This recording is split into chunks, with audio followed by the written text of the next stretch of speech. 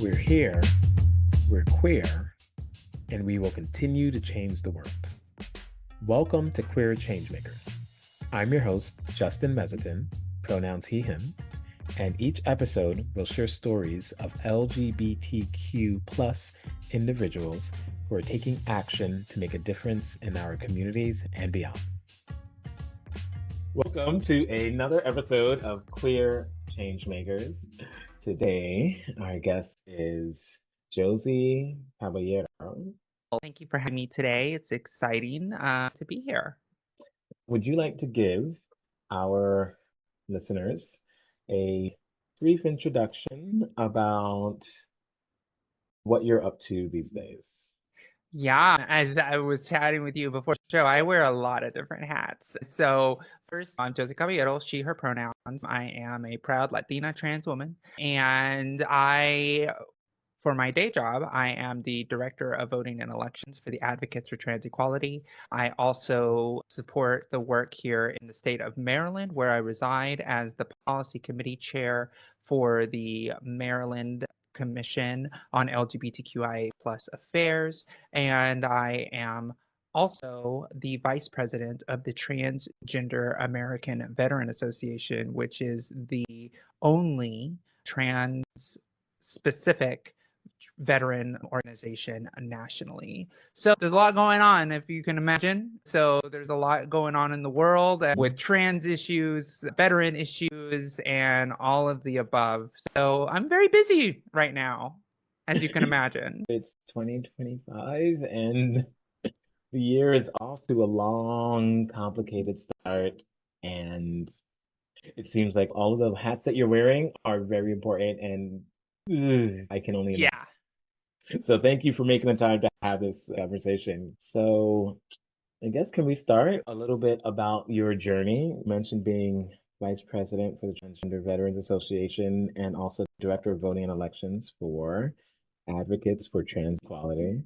What was your journey like into both of those roles? I think it's always interesting to see how people get into the movement work. And I always jokingly refer to it as being professionally trans. Being a trans person and working for trans people in the community, it's not only my life, but it's also my work. Yeah. And so it's always a very interesting journey of how I got there. I'll start really quickly. I was born and raised in Texas, very small, rural town, conservative Texas, and it is as racist as you think it is.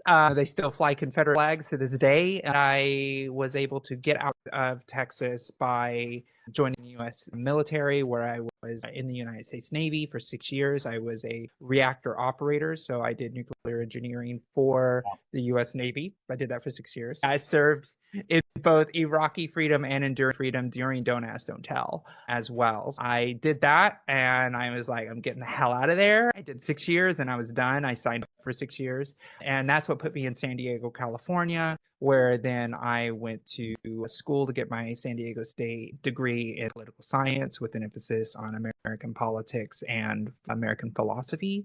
And then during that journey, I went from being a very staunch conservative Republican. I actually, yes, I always like to out myself and say the last Republican president I voted for was McCain. I can't believe I actually did that, but I didn't know any better because I was raised in that environment. And then through my journey of understanding like the Constitution, where we came from, media bias, and all of that, I was able to then become a very progressive left person, from leading the first Bernie March in San Diego with over 3,000 humans going and marching downtown San Diego, to being a Bernie delegate for the National Convention both times in 2016 and 2020. I got into politics right out of college. So out of college, I was managing campaigns from school board, city council races. I even was a consultant. I had my own consulting firm doing field consulting, which actually focused on door knocking. I have been responsible for knocking hundreds of thousands of doors professionally and probably tens of thousands myself personally till these knuckles are bloody. And I did that for about 4 years of my own firm, but I was working in politics for a little over a decade. So from governor races in Connecticut, congressional races in San Diego, school board races in San Diego, and everything in between. That's what really got me into the work. And then this little thing happened where I figured out I was Josie throughout all of that. 2020, like many of my trans siblings, COVID happens, everything starts going bonkers, and then my gender identity was like, oh, hi. And I then like to say added an I to my life because the only thing I did to my name was I added an I because it was my identity. And when I came out as trans and started that journey in 2020, I was able to really focus on what mattered in the work that I was doing. And I wanted to be more effective at doing the work for people who look like me. So that's when I was able to get the job at what was then the National Center for Transgender Equality, which is now the Advocates for Trans Equality due to a merger with TILDAF, which is the Transgender Legal Defense Education Fund. Once we were merged, but before I was actually brought on as the project manager, then director of the US Transgender Survey, which was one of my proudest accomplishments, where we were actually able to survey 92,000 trans people from every corner of the United States, every US territory, including bases overseas where people were serving. Get them to take an hour-long survey. It's the biggest data repository of trans people and their experiences that the world has ever seen. One of my greatest crowning achievements.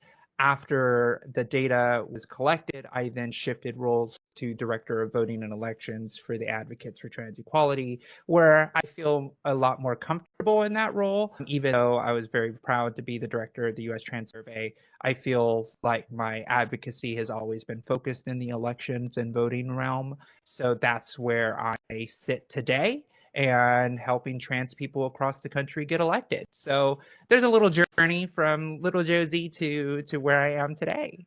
Awesome. Thank you so much for sharing your yeah, so serving overseas for 6 years and then you went to college.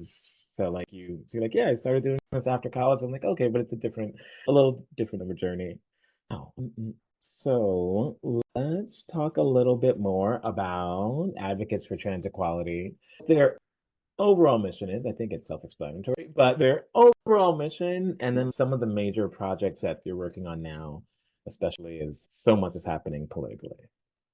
Absolutely. As I stated, Advocates for Trans Equality comes from the organizations, the National Center for Transgender Equality, and TILDAF, which is the Transgender Legal Defense Education Fund, which were two 20-year organizations as far as how old they were, almost exactly to the day almost. And we decided to merge, making us have 40 years of institutional organizational experience, and thus making the Advocates for Trans Equality one of the largest trans led organizations that focus on policy, legal advocacy, politics, education, public education, as well as organizing and connecting people to the grassroots, to the grass tops. We have lobby days. We pretty much do everything that is possible within the state governments as well as the federal governments, and also helping trans people get elected, also building the voter registration program that we are able to register trans people across the country to vote for elections, because we are actually a pretty formidable voting bloc when it comes to actually voting, and we're active when we go out and we do that. So Advocates for Trans Equality are one-stop shop for a lot of the needs when it comes to advocacy. And we're proud to be that organization. And we are thriving in the adversity that is happening now. Okay. So there's a lot of these executive orders and Mm-hmm. proactive, the nicest way to say it is meanness, just proactive, like we are targeting you specifically. What kinds of efforts are y'all doing to combat that? And how are y'all handling this? And part of it is also how are you keeping up the hope and optimism? Absolutely. No, we have to find joy. We have to find joy. We wouldn't be able to do this work if we didn't. But we're handling this in a lot of different ways, from legal actions where we're actually trying to actually oppose in a legal way against these unlawful, unconstitutional executive orders. Also communicating with policymakers and lawmakers to give them the tools necessary and understanding necessary to be able to oppose these bills. So we have a lot of conversations with members of Congress as well as state leaders to have them oppose these unconstitutional measures and actually try to pass laws that counter these unconstitutional, unlawful acts. We also, on my end, I try to get more people elected, to try to get people trained up and ready to actually run and pass legislation themselves once they are elected as well. We do press releases, we have community webinars where we communicate what the implications of these things are going to be, because I know there's a lot of misinformation out there about what does this mean for XYZ type of situation, such as passports, veterans, as well as military service members, and they're being kicked out of the military. So we do a lot of information gathering and information sharing to our community as well. And we just try to hold the line to let people know that there is an organization out there that is fighting for trans people that is trans led. That is definitely something that we are doing, and we're trying to approach this at all angles to make sure that we are doing our best. We also submit public comments to basically gum up the works of things sometimes, just to overwhelm the system with as many comments as possible because they have to read them by law. So we do our best to be the opposition to a very difficult time in our political history. Okay, I love that. I love it. And I love the information gathering and sharing because I do think that right now there's a lot of noise and chaos on purpose, and it makes a lot of people just want to put our heads in the sand and be like, I just can't pay attention. It's gonna make me feel bad. And personally, part of me is okay. I need a filter of organizations that are doing the work that I trust to be like, okay, look at all this noise they're saying. Here's what it really means. For better and worse, right? Here's what's real, here's what's not, and here's steps that we're taking, but also here's steps you can take. I think right now there's a Absolutely. lot of people who are just emotionally exhausted and tired and not optimistic. There's a lot Right. of pessimism and a lack of hope, which is not And wrong. And I want to add a little bit to that. And it's something that I've been playing around with as far as rhetorically on this is, what does resiliency mean? And I think that's a question that I think is in a lot of people's minds about the queer community. We're resilient, right? Mhm. We've been through adversity before. And a lot of the younger folks who are either new to queerness, maybe newly trans as far as open, and a lot of fear and panic exists, and we talk about resiliency, but resiliency doesn't mean invincibility, Mm. right? And that's one thing I've been trying to say to a lot of folks. Just because you can take a punch doesn't mean it doesn't hurt, right? And so one of the things I've been trying to connect is, we need to weatherproof our community. We need to be resilient together. We need to huddle in this really hard time because we're in the middle of a storm, and we need to come close to get each other's warmth to be able to survive this really bitter, awful cold storm that we're hitting right now. One thing I try to let people know is the unfortunate reality is we're going to lose people, right? Things are going to get bad. People will be lost. But unfortunately, our community is no stranger to losing people in the decades of work that we've done in the queer community. Our job is to build as resiliency as much as possible to be able to weather these really tough times so we can continue to have that joy within ourselves. So that's what I've been trying to say to a lot of folks, as people who have been through this crap before know that we can make it. And when Miss Major, who I dearly love, Miss Major, it was there at Stonewall. She was friends with Martha P. Johnson and Sylvia Rivera. She was friends with these humans and still fights to this day. And when she holds my hand and says, honey, we're going to make it, who am I to say no or not? Right? When she's seen the violence at the highest levels. So for me, that's my guiding light, to know that we're going to make it, and we got to do our best to fight back to save as many people along the way. Thanks for that point. And that sobering fact of we will lose people. And that's hard to say. It sucks. It hurts. It's heavy in the air, but our community is resilient. We make it even though, right? We made it through the AIDS crisis. We made it through where it was criminal to even walk and be trans, to wear garments of the opposite gender, they would say, where police officers would literally brutalize you on the streets. It was a situation that was untenable back then. But there were still the girls and the guys and the non-binary folks going out there, going in the ballroom, having their best lives possible, thriving as the people they were in the face of adversity. And I tell people, and I say this to the candidates, the people that I'm coaching up, to run for office in the Trump administration is an act of defiance. And the reason we can defy so effectively is because we defy the moment we walk out the front door is an act of defiance for a lot of us. So of course we're ready for the fight. Of course we're ready to go out and be loud, because just walking out the door is loud to people. So of course we're going to go and shake things up, because we're no strangers to adversity. We, as the queer community, have always had to look over our shoulder to make sure that the person next to us isn't going to cause violence. People, for the first time right now, who have never had to face that adversity, are terrified because they don't know who their neighbors are. It's like, girl, you know what it's like to be queer? Everybody might be a potential enemy. So for us, it's like, this is just an average day. This is business as usual. So of course we're going to be leading this movement and leading the charge to make sure that we get a better life for all people. Wow. Yeah, I could see why you wear so many hats. Yeah.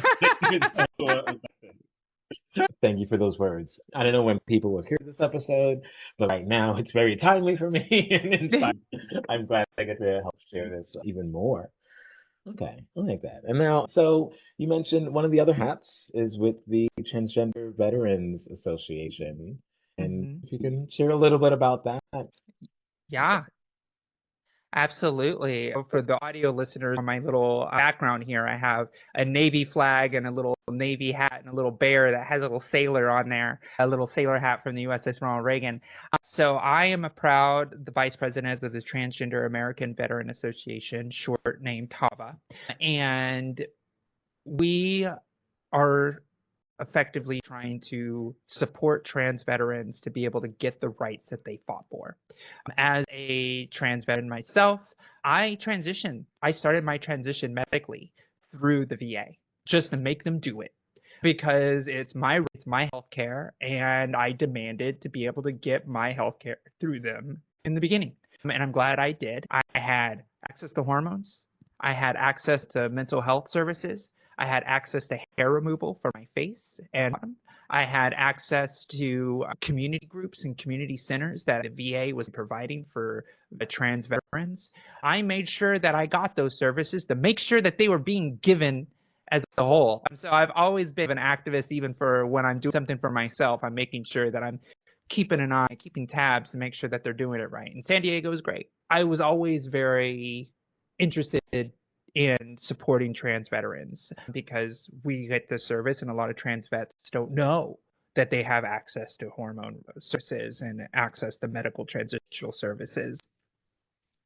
So as the Transgender American Veteran Association's vice president, I make sure that we have resources online to make sure that veterans know how to enroll in these healthcare systems. We also sued the government in the last administration. We sued the Veterans Administration to change the rule to provide gender affirming, medically necessary, doctor prescribed surgical care. Unfortunately, as we now know, we were probably going to win that suit. However, we got a different administration. It was one of the most heartbreaking things I ever had to do was to call the attorneys and say, I withdraw the lawsuit, because we could not suffer another loss for our community. And we didn't want to draw more attention to the current administration that we're trying to fight for these services. A lot of our information was like, this is the last bastion of service that we need from the VA. Let's get it. And now we were just like, let's not cause attention. Let's not bring it up. And so that was one of the most heartbreaking things that I think I've done in my professional career when it comes to trans veteran services, was doing that, because that's the reality that we live. So I've been on the Hill. I've lobbied as through TABA. I have had press conferences and shared tragic stories of veterans that have done self-harm trying to perform surgeries on themselves because the dysphoria is so awful. And because we have, not only are you trans as a veteran, but you also are a veteran, which I'm no stranger to PTSD as someone who is diagnosed with PTSD, because the military is tough. So throw that layer of transness on top, and now you're in for a cocktail of very severe problems if you're not taking the proper medical care for those situations. So that's what we've tried to do. We try to give veterans hope that we exist, and we fight for them when they need us to fight for them. And that's, even now, we are still fighting. And I am proud to say this. The Veterans Administration, even right now, have had no disruption of service for trans care, even now. And we're keeping tabs on that to make sure. How long is that going to be? I don't know. It's going to happen till it doesn't. But we're going to make sure that people are enrolling and getting their care until the moment they don't. And in that case, we'll continue the fight past that. But I'm proud to say that the VA is still providing hormone care and services to our trans veterans nationwide. These moments of optimism and happiness, and just like things are working as they should. It's always good to hear. And I like how when you were talking about different kinds of services that are provided, it's this bigger perspective. Because I think that's one of the lies that other people like to say. It's like, this is the only thing that's happening and there's no doctors involved, or like rogue doctors. It's care, it's healthcare, and It is. no one can, people shouldn't be performing these things on themselves because that sounds dangerous. It And is. She almost died. yeah, She barely made it to the hospital in time before loss of blood. yeah. In theory, something none of us want. We all want Right. people to have the healthcare they deserve and have the lives that they deserve, because that's what makes, okay, at least for me anyway, that's what makes community and life good. The more, the better Yeah. other people can live their lives, the better I can live my own. And it's nice to walk around with happy people and Yeah. people I who like enjoy life. friends. Yeah, I like going to the club and hanging out with folks. It would be a really sad club if it was empty. of Oh, course, everybody there was sad, right? Like, we want this. And sometimes I yeah. just think for people who don't know how to handle their sadness or are afraid of it, and then if I take away someone else's thing, then maybe I'll feel better, which I understand it all. Yeah. It's tough. So it is a tough time, and there's a lot of people who have a lot of exhaustion, confusion. What are some what are some things that people can do to help be part of the change, Yeah. to resist, and at the same time take care of themselves? Because I think those are two important, equally important things that need to happen. Yeah. So what are some things people can do to help, and also while taking care of themselves? And I'll speak to our community, the queer community, when answering this question. Things that you can help: donate, go to community centers, volunteer if you can, if you're willing and able. Donations, like things like that, are obviously direct services that help affect your community right away. Big ways you can help. If you have extra income, donate to national organizations such as the Advocates for Trans Equality to continue that work. Volunteer, there's lobby, there's a lot of that. But I would also say what is more important, if not just as important, is self-care through community love. And I know it's a weird thing to try to describe, but essentially, one of the things that I do for myself and my own mental health is I host board game night at my house, right? I love a good board game that's a little complex. I'm super nerdy that way. I also love Dungeons and Dragons, and I host these things at my home because it's what brings me joy and stability in my life of having that work life balance.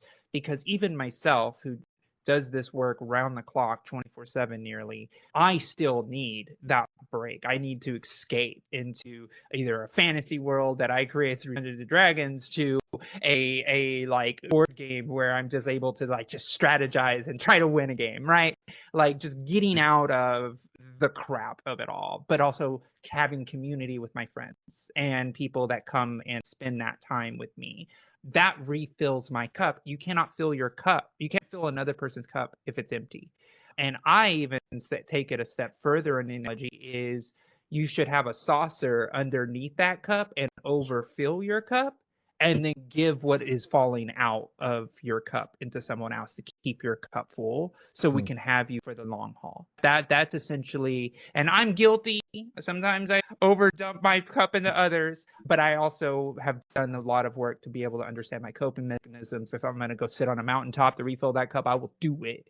I will completely disconnect and make that happen. But finding your joy, community, finding your ability to recharge, because you are no good to the community if you are completely burnt out, if you are completely out of the work and you're not doing yourself any good and you're not doing your community any good either. So take that time. If you have to turn off the news for a week, then do it. If you need to just say, hey, to organizations like Advocates for Trans Equality and be like, what should I be focusing on because I'm focusing on too much, then do it. That is something you got to do is create those boundaries because we were talking about resiliency before, and that resiliency work is being able to set up your own boundaries so you can stay resilient because you can only take a punch so many times before you're on the ground.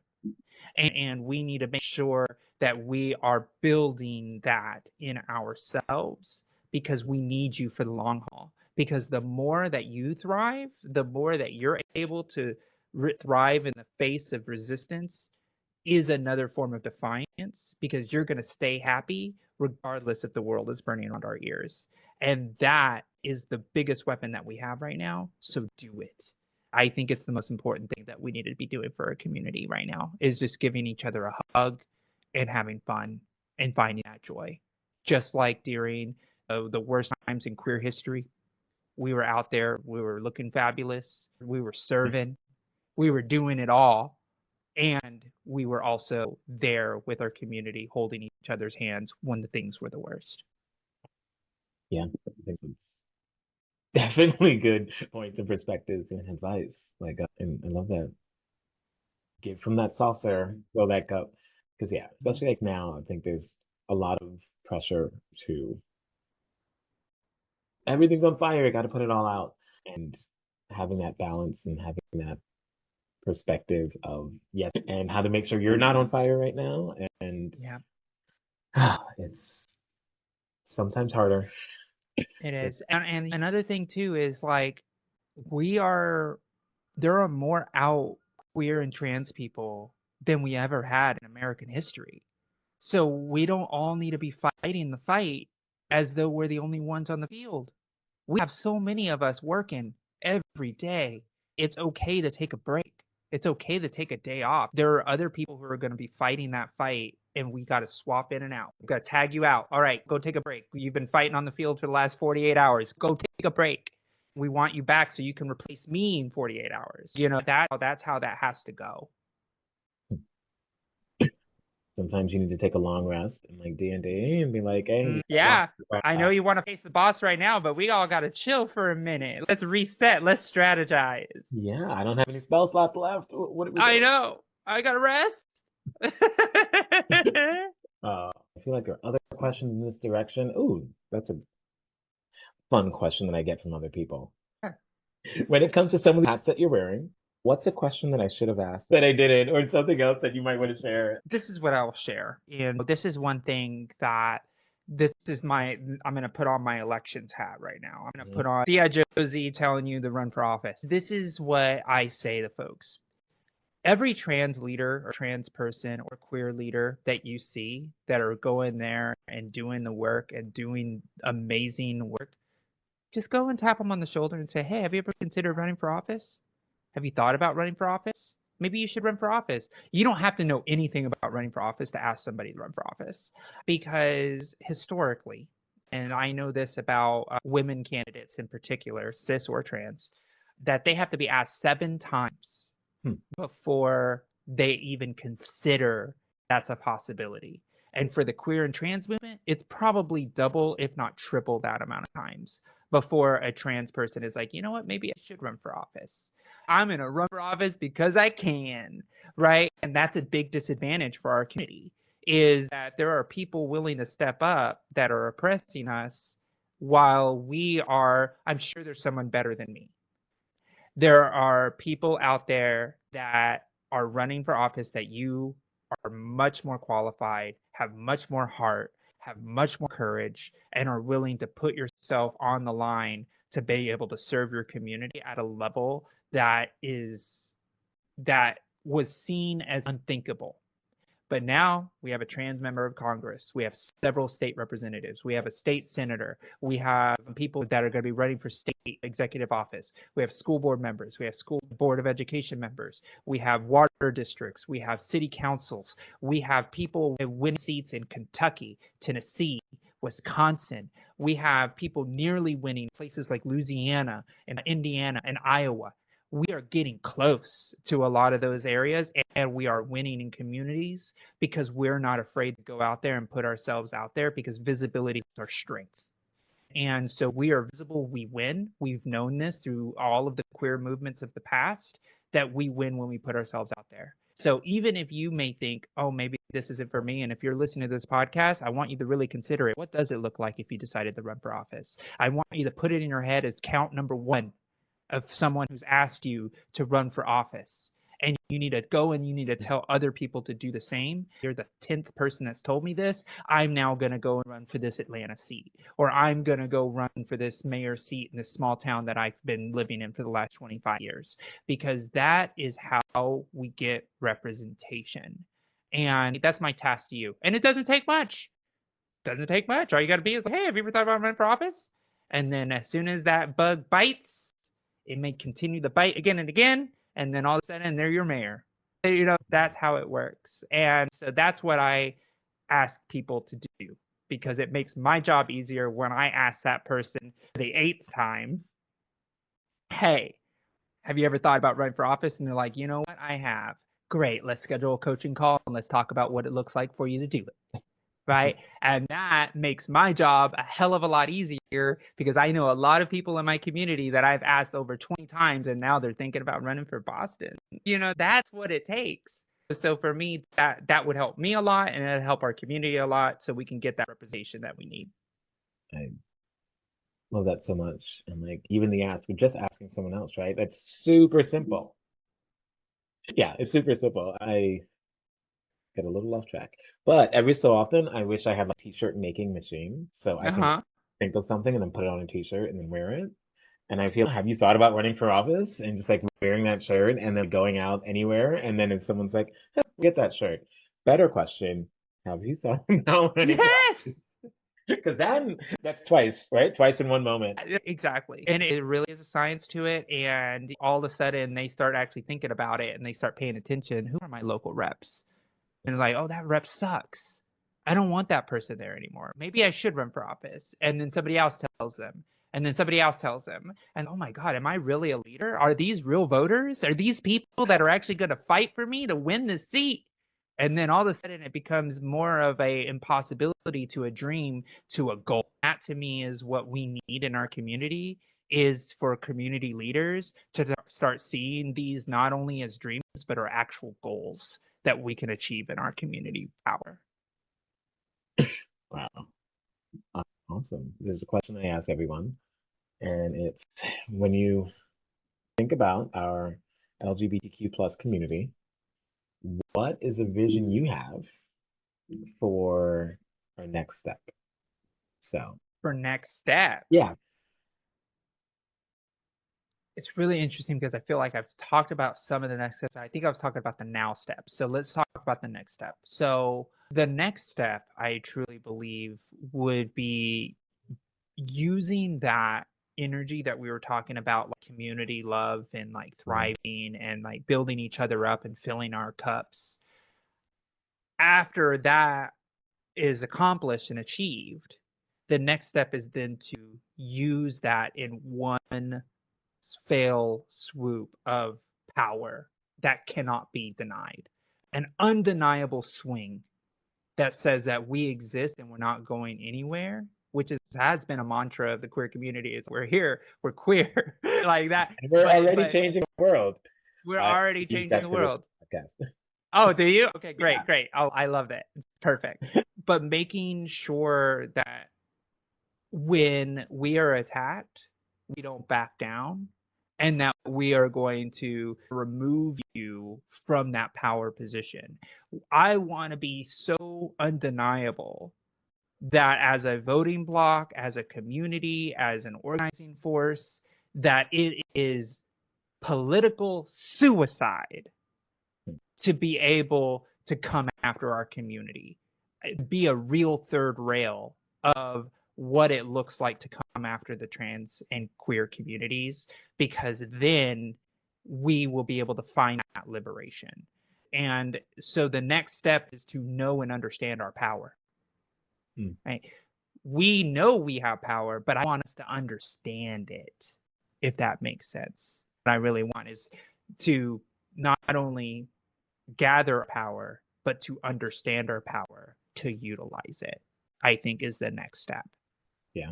I love that because we do, right? We do, and I don't know, I was reading some book and they're like, a lie is you have all the power in the world to change whatever you want. And another lie that's just as bad is you have no power to change anything. The truth is in the middle, and we have so much more than we realize. Absolutely. And I know it's like one of those abstract things, but it's my philosophy background, right? Of just like understanding like community building and strength is something that's really hard to grasp because we all, at the end of the day, when we go to bed at night, we're one human, Mhm. right? Like we're just like one person is bopping around the world. But if we all collectively think of that together, oh my gosh, we all have the queer community is not a monolith, but we all pretty much have a very like understanding that we deserve rights and quality of life. Like to have unified community thought in a way that is undeniable is a very true reality for the queer movement. It's about how do we collectivize that power and understand how to wield it in a way that makes it real. And when you think about collective community thought, it's a much harder, it's like a higher level of understanding of how you fit into the community. Yeah. And then once you're in that community, how do we move as one force? That's always where the difficulty of the next step is always in our movements. And so that's our next step is to collectivize and then act as a one unified force. Love that. Yeah. And I chose a word and I haven't chosen a new one this year. But it was co-creation. So like when you look forward, again, doesn't have to be connected to anything you've said so far, but in any direction. What's something you want to collaborate on with others? Whether it be Mm. a project, art, or just some idea that would love to be like, I bring this and I'd love to collaborate with that kind of person who can bring our powers Yeah. together. And when our powers combine, we create this. Yeah. First, I love how you said you had a word for last year. I usually do that as well. My sentence for last year was patience is a superpower. Huh? That was my mantra last year because sometimes I get a little angsty and I'm just like, I want to do it. I want to do it now. But sometimes being able to wait is such a powerful thing to do. I haven't come up with my sentence for this year yet. So, as far as going back to your question about collaboration or thing that I would love to see. I won't use the candidate stuff because that's something that I've already said at Yeah. length, because I think that's something I already am collaborating with candidates. Something personally for me, something that I would like. I would like to get back into content creation again in a serious way. Actually, get a YouTube channel started. I used to do Twitch a lot. So for me, I would love to be able to create a channel. I already have the name for it, Political Forecast, so we can weather the political storm together with your Oh, friendly political weather girl, Josie Caballero. So I would love to build that community up, and so we can have a place that's safe and informative, but also action oriented in a way of, okay, this is where we're at. This is what we got to do. Now go forth and continue the fight. And so that's the thing that I would love to see. And I know that's outside of all the activist stuff that I do, but there's something personal. And the reason I've decided to take this route is because the other day I was processing all the news, not just trans and queer stuff, but general news, because as a political animal, I'm looking at everything. I was really getting myself down. I was like, oh my gosh, this may lead to this in 4 years, because that's what I do. I make predictions, able to forecast what is possible. And I really started putting myself down by thinking of all these things. And I was like, if I'm going to process this stuff, I might as well get paid for it, or at least have an audience to do it with yeah. me. So I'm not doing it all alone on a walk. And so that's what kind of sparked the idea of like, all right, I need to get back to my audience and start communicating and using my expertise and paying it forward. Because it does no good if it's just sitting in my brain by itself. So I might as well just push it out in a way that helps everybody collectively see a, what's going on. Okay. And I guess Yeah. along with that, if someone said they wanted to help you make that a reality, how could someone help you make that a reality?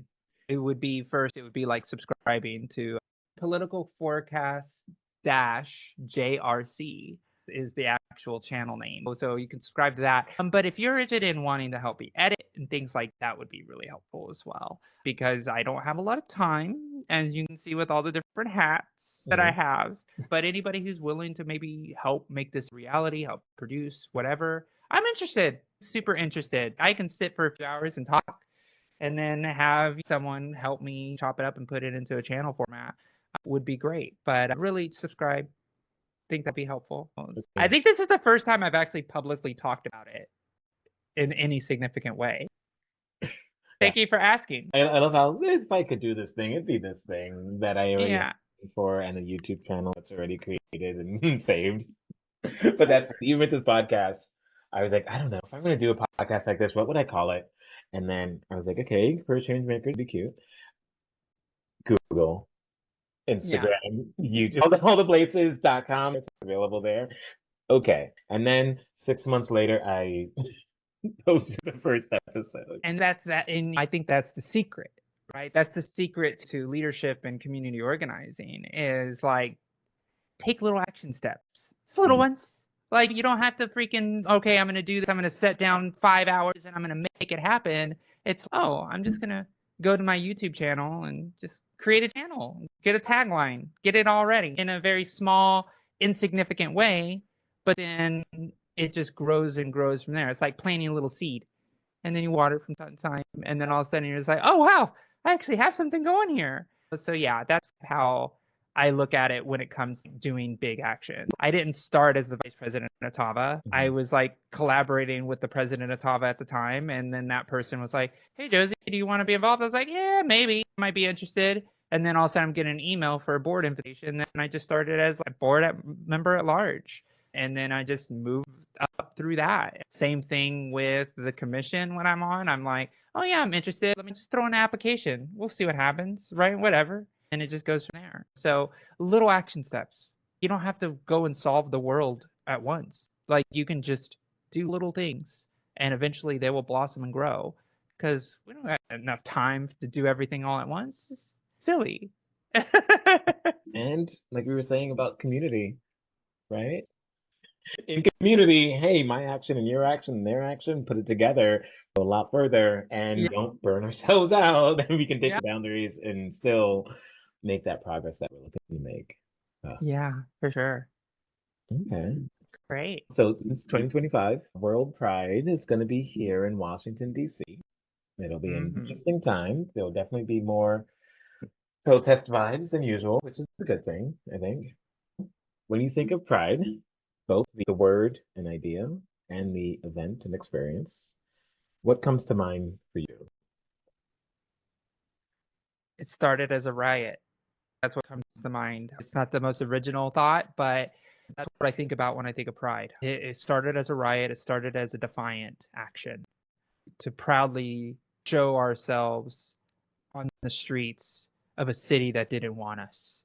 That's what pride is, to be able to say that in the face of adversity and defiance. And I think that going to the roots of pride, of why we even did it in the first place, is exactly what our community needs.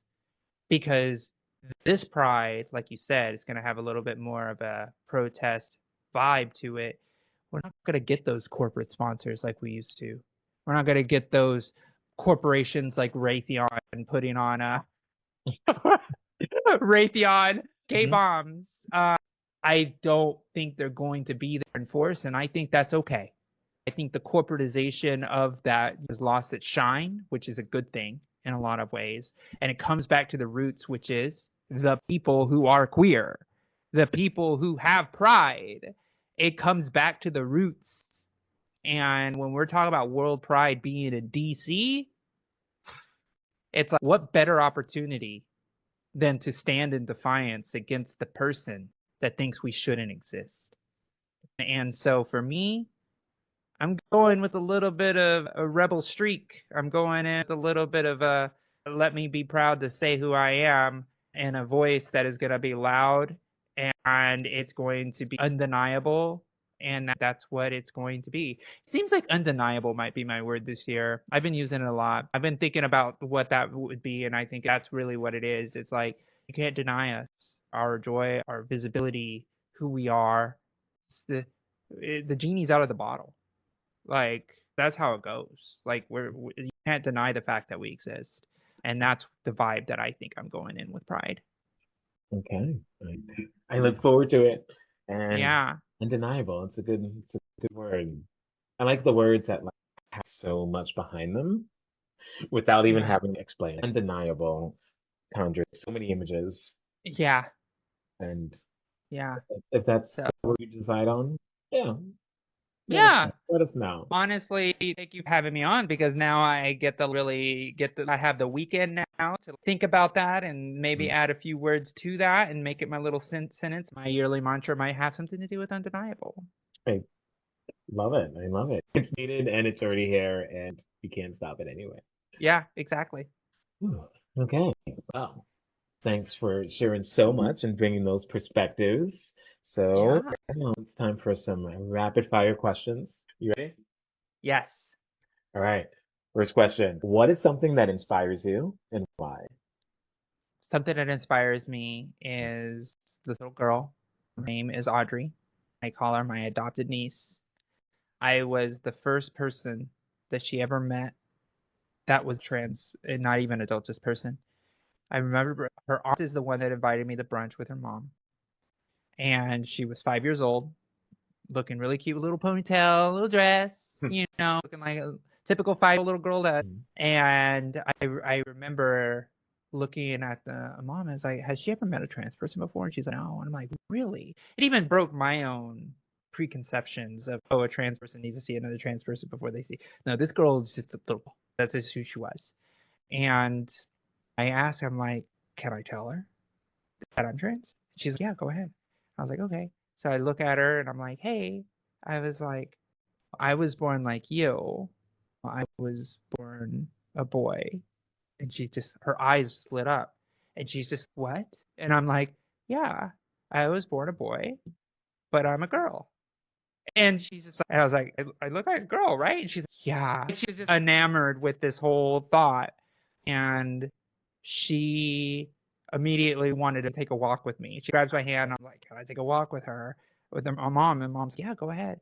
So we're walking in front of this restaurant and we're looking at the flowers. And she whispers to me, she was like, I don't like that my friends at school call me girl boy. I'm so sorry that's happening to you. And I just know that you are who you say you are. She's like, yeah. And we had a little conversation. And then as I'm going into the car with her and she's getting in her car seat, she defiantly stands on the ledge of the car and she goes, Mom, I'm a girl. And her mom's like, yes, honey, I know you're a girl. She's like, no, I'm a girl. And I want dad to know I'm a girl too. And she was 5 years old. 5. And every time I think of her, I think of her defiantly standing on that ledge of that door saying, I am a girl. I am not a boy. I am a girl. So innocent, so real, so just real. It was just like a little kid, like just demanding and saying what is so. When I think of her, I think of that moment so much because that's what inspires me. I want kids to be able to just say who they are and everybody like, yeah, that's right. Yeah. Because it was just so clear. And so that is the world I want to live. I want to live in a world where a kid could just say, that's what I am. And I'm like, hell yeah, do what you're going to do. And it almost makes me cry because I love her so much. And she is just such a powerful human. And yeah, that's what inspires me. Yeah, it's just beautiful and inspiring, and that's the one hard part about this section because I call it rapid fire questions. But oh yeah, it's good to see the future. Yeah. And it's good to see that all whatever's going on politically, whatever, but yet the future will still be here. That also, what's her name? Audrey as a mom Yeah. is there in her corner. Yeah. And her dad finally came around. So Yep. have parents who come around and choose love Yeah. and She's community. loved. Yeah. Okay. The next question you touched on a little bit, but what is something you do for self-care? Obviously, I said board games and D. That's a big thing, Mhm. but I also like going on hikes. I love one of my favorite places on the planet is up in the high Sierras next to this beautiful glacier lake. Uh, every time I think about it, it just makes me so happy. But yeah, it's a little place of solitude. The problem is it's so high up in altitude that I'm no longer trained to go up there anymore, which makes me sad because I'm on flat East Coast. But that is something that I cherish and I should do more of. And yeah, just honestly, the moments of nothing, like Mm. being able to sit and not be productive is so incredibly important to me.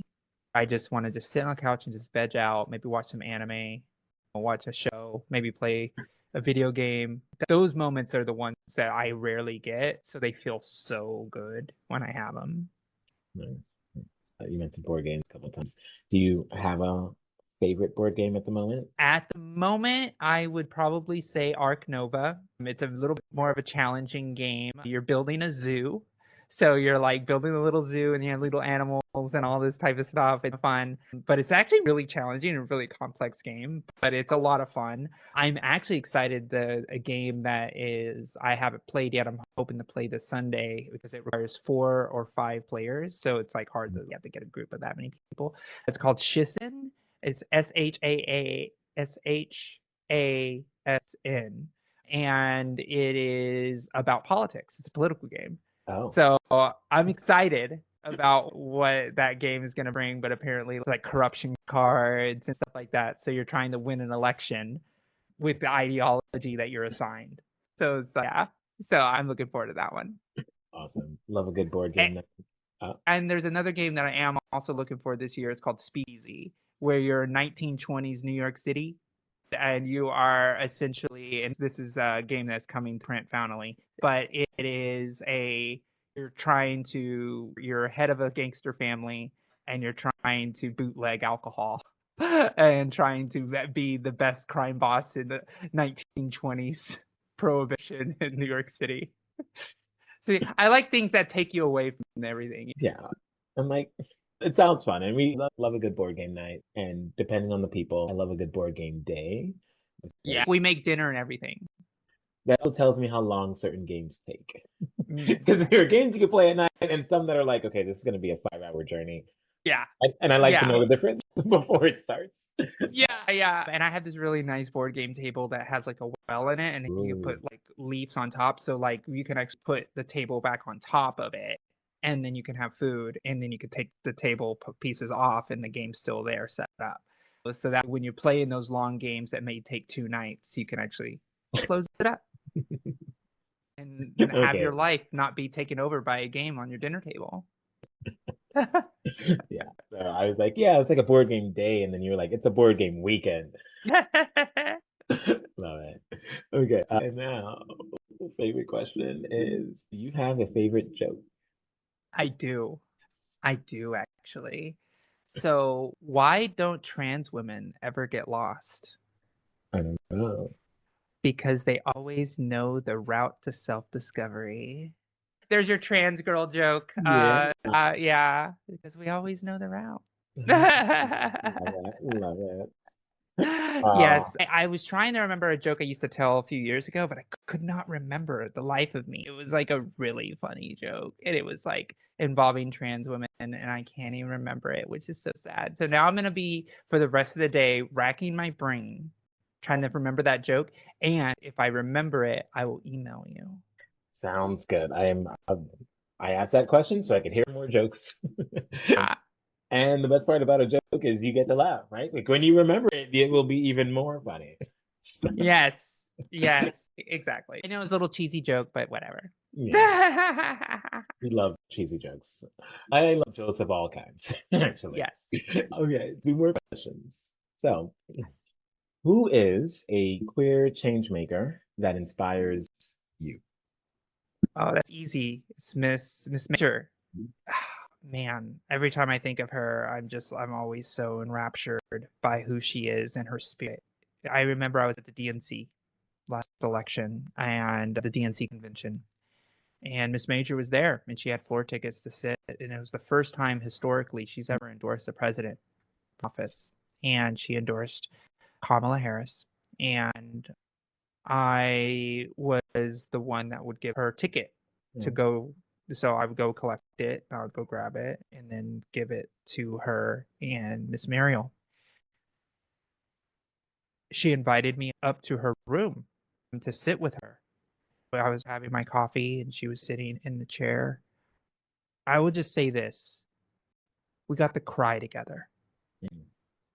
and we got to share that community of her just saying how proud she is of me and the work that I do, as one of the girls.